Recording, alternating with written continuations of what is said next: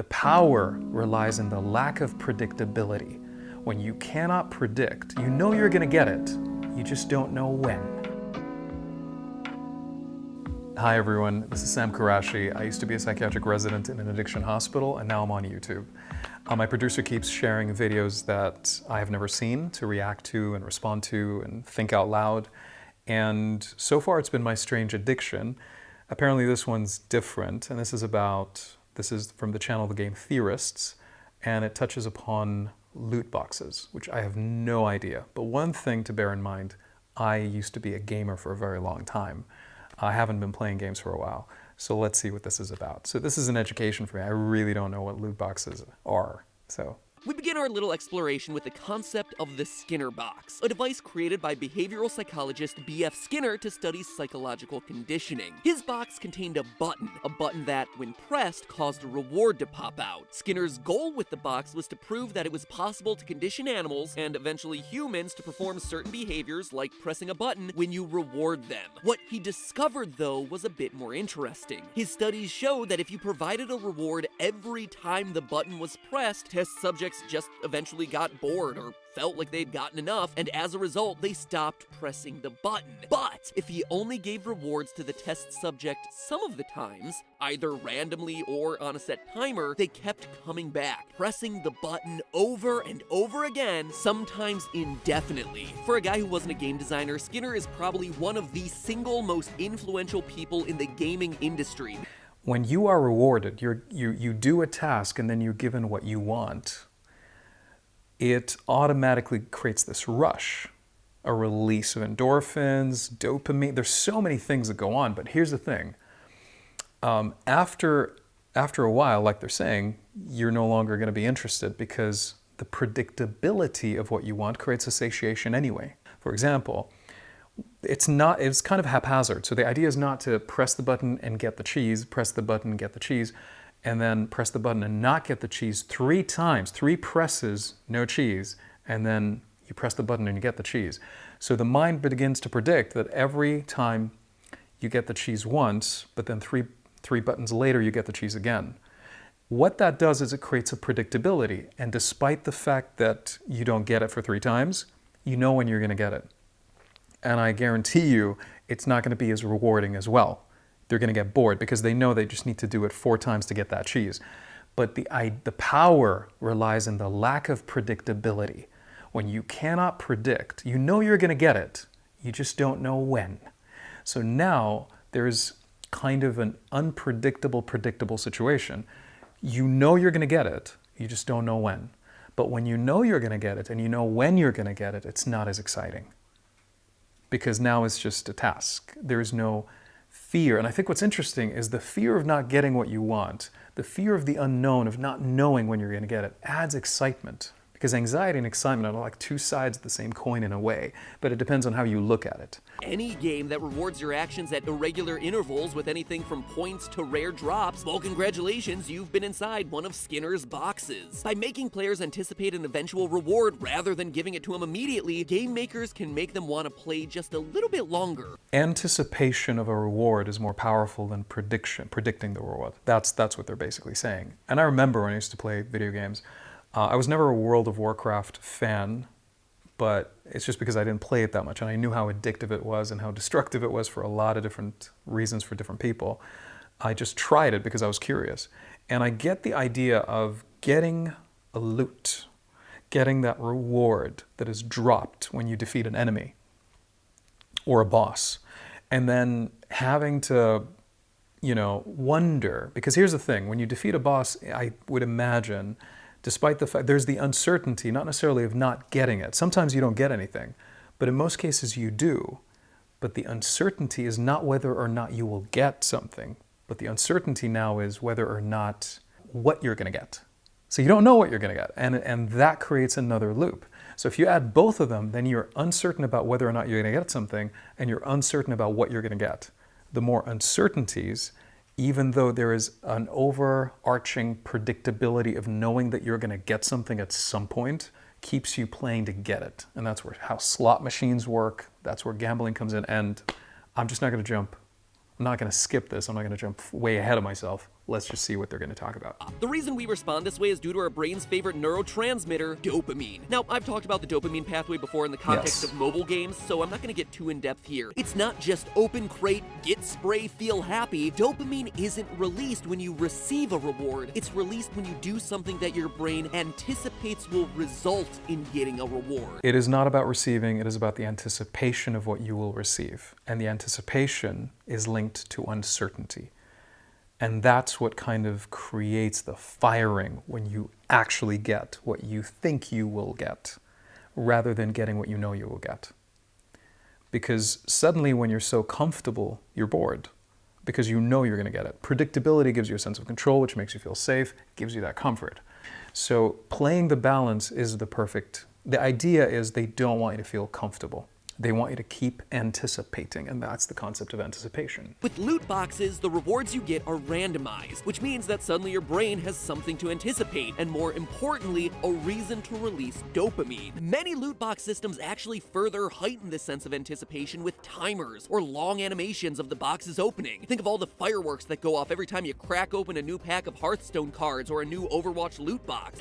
So you get that stimulation of what you're about to receive, and you're wondering whether you're going to receive or not. So the more they stretch that out, the longer the anticipation, because they're just delaying the anticipation through the animation of what's about to happen. And that prolongs it. And because it builds excitement in that moment, because you're being visually stimulated, and your auditory system is being stimulated through the sounds as well, and the fireworks like they're mentioning, that amplifies the anticipation itself. So the firing of dopamine will be much more intense. Another key psychological factor in the success of most loot box systems is the psychological concept of loss aversion, which is, well, exactly what it sounds like. Human beings hate losing, even more than we love winning. In fact, studies have shown that the average human feels 2 times worse about losing something than they feel good about winning something of equal value. This psychological principle plays a huge role in casinos when it comes to all forms of gambling, but especially completely random games like slots. Once you start gambling, loss aversion can make it very hard to stop. Many gamblers lose a small amount of money, then keep putting in more and more money just trying to win it back. The concept of losing versus gaining, in this case, you're playing a slot machine. You gain some money, then you lose. Or let's say you start with losing. It's a small amount, so you can walk away, but people don't want to walk away because they don't want to lose. They don't want to walk away losing something.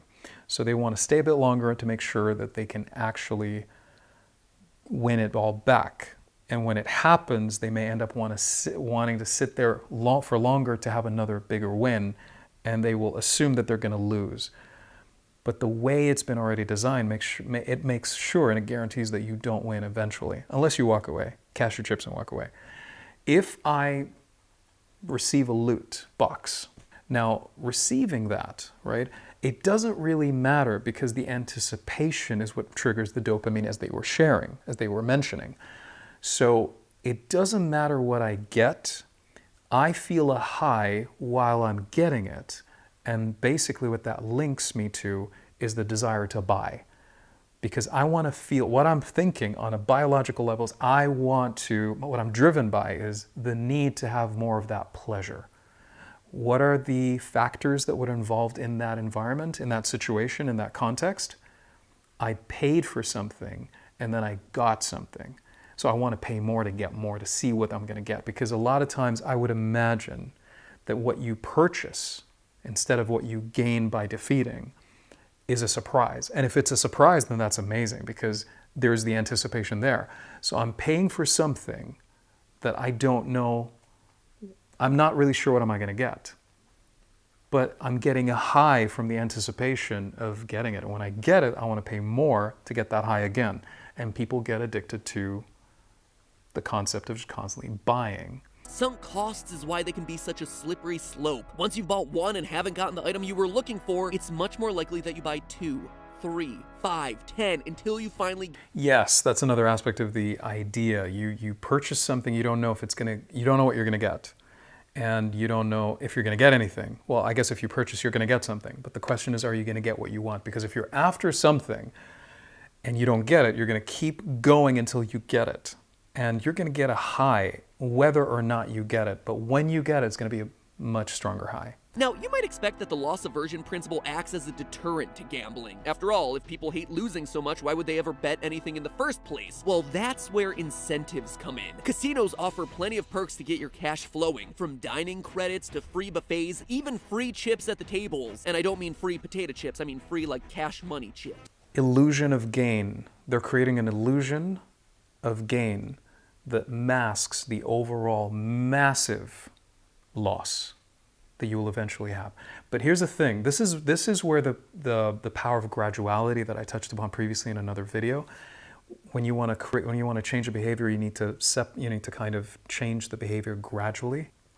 But when it comes to this, the graduality of loss dilutes the emotional effect, which makes it okay because it's gradual. But if you sprinkle that period of time with pleasure, with gains that aren't really overall, if you kind of subtract that from the loss, they're going to be winning.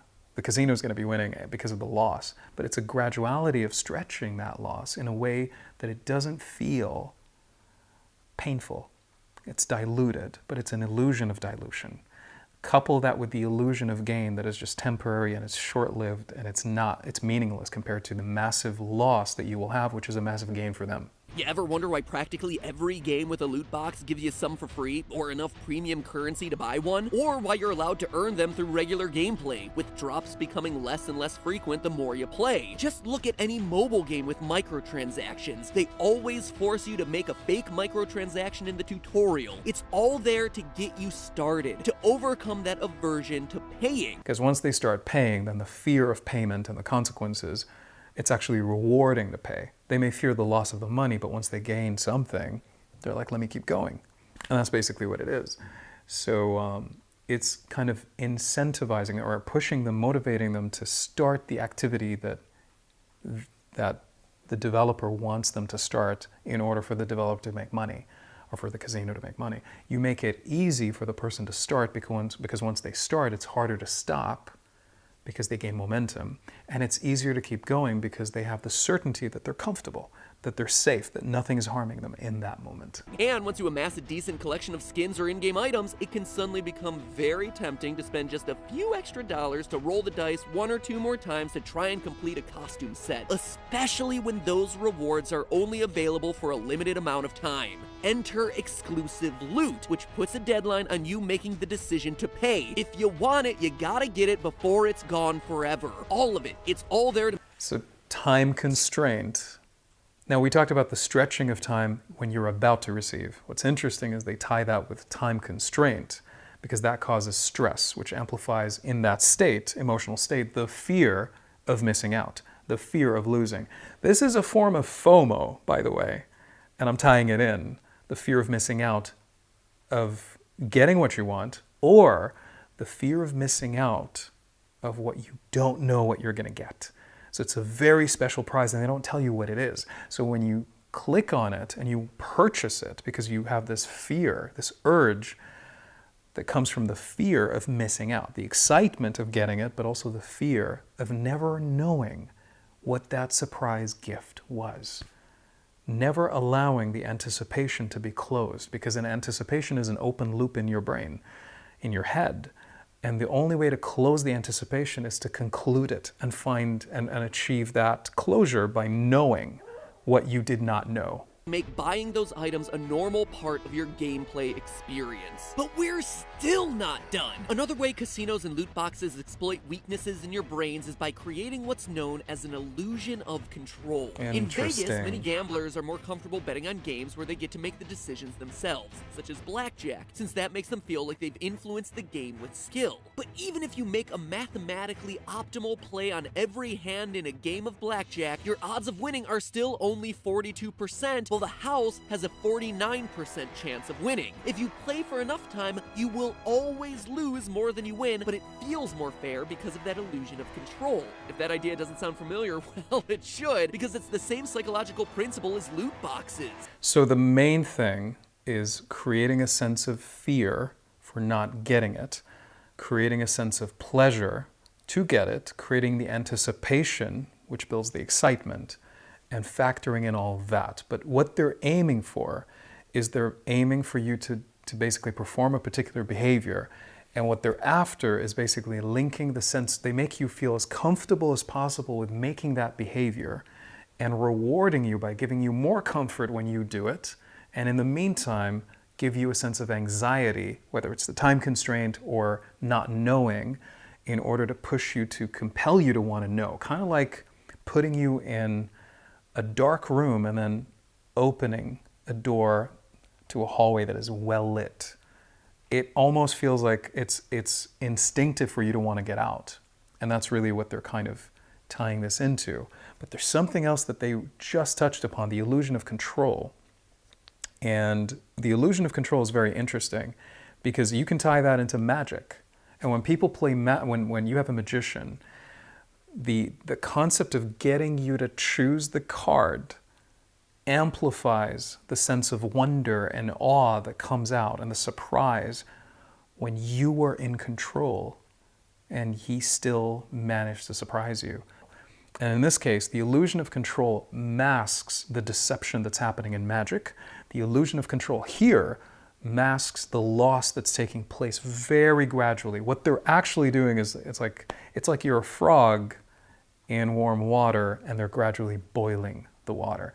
And before you know it, it's already too late. Wow. Okay, so that was a crash course in loot boxes. And I kind of had an idea apparently, but I just didn't give myself credit. But this is amazing. And I love the breakdown. I think this is an awesome video and an awesome way to break it down. Beautiful way to break it down. To be honest, I'm really interested in watching more of his videos. If you're interested in me watching more of these videos, please do comment in the comment section below. I hope you enjoyed this video, and if you did, please make sure you like and subscribe, and let me know if there's any other videos beyond that as well from the same channel or any other channel that you'd like. Please mention in the comment section below. And I wish you an amazing morning, evening, afternoon, night, wherever you are. Bye for now.